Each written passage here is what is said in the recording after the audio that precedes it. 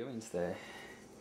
I am so happy because we actually have lots of tomatoes right now, and they're still kind of young, but I managed to get 2 big green tomatoes. So what we're gonna make today is gonna be my awesome green salsa, because I love salsa and I'm from Latin America, and this is what I do because it's awesome. It's one of my favorite foods. So what we're gonna do today is we're going to chop up some onions right here. I got 1 onion.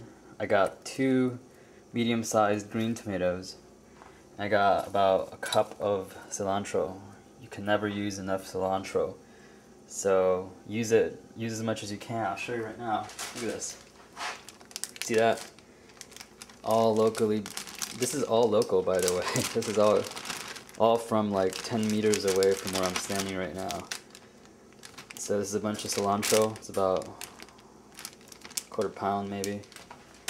So I'm using a lot of that, and I'm also going to throw in a little bit of this guy. These are growing like crazy right now. Rosemary.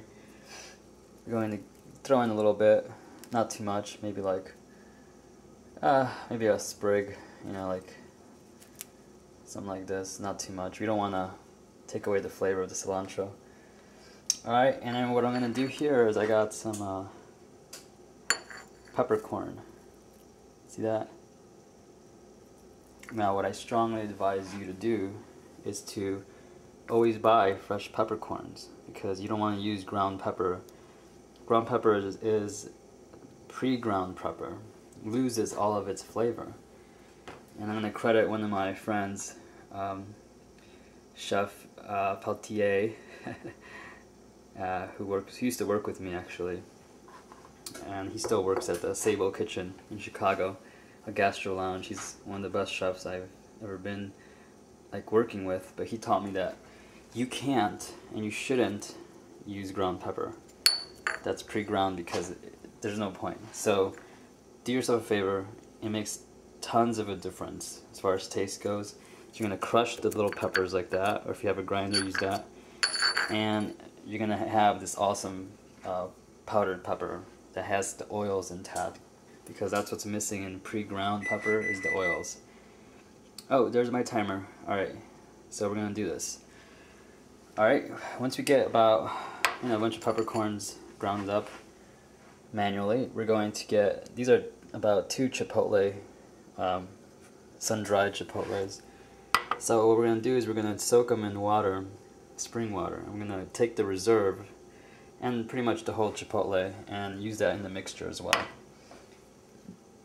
And this recipe also calls for a little bit of salt, which we have here, some sea salt, pepper, rosemary, these 3 guys, cilantro, green tomatoes, and 1 onion, about 1/4 cup of 2 chipotle reserve water and chipotles. And we're also going to throw in some citric acid powder. You don't have to use this, but I have some citric acid powder that I love to use. It just gives it more of a tangier, sour, kind of lemony essence, because I don't have limes right now. So we're just going to throw some of that in there. Okay, so we're going to do that right now, and we're going to have an awesome green tomato locally produced salsa, which you can do at home. So let's do that right now. Alright, what we're going to do now is we're going to transfer all of this stuff into the Vitamix.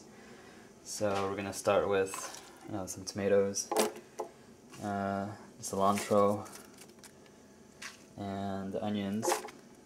Oh, and I also forgot to mention, there's actually 3 cloves of garlic in this too that I finely chopped with a razor blade. That's how you should do it.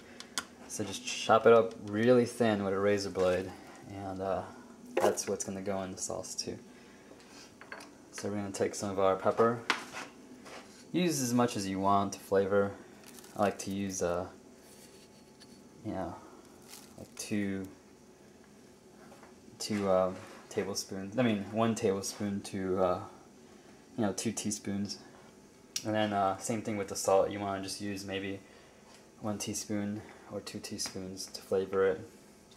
Alright, and what we're going to do now is we're going to get the reserve water. We're going to just dump it in. I'm going to grab some salt, sprinkle it like that. You know, just you want to do taste. And then here you could just put some lemon or lime. I'm just going to add some of my citric acid powder. So you could do that right now, and then just I would use maybe a half a sprig of the rosemary. Okay, you're gonna just take these guys off, put them in there, and kind of just rip them off. Rosemary is one of the best things in the world. All right, let's mix it up, and we're gonna have our green salsa soon. All right, you see that salsa working? That's what I'm talking about. Real raw green salsa. Awesome. You're going to let that mix for about a minute or two. And you're going to taste it and see how, if it needs salt or pepper, and then you're pretty much done. So, let's check that out. Alright, there is the Tali's green tomato salsa. I forgot to warn you, this salsa is not for the faint of heart. I kind of like things spicy. That's how I live my life. So this stuff is probably not for anyone who's a wussy out there as far as feeling heat, because this stuff is the real deal. And wow, it's amazing. It tastes so good, and it's all made with ingredients from the backyard, you know. And that stuff is just really hot, but it's so good. It's like the best salsa ever. So there you go, very simple to make. Enjoy it with some raw chips, and you're good to go. This is Tali. Make sure to check out my videos on YouTube, and also visit my website, rawnakedfood.com. Until later, enjoy. There's Tali's famous salsa.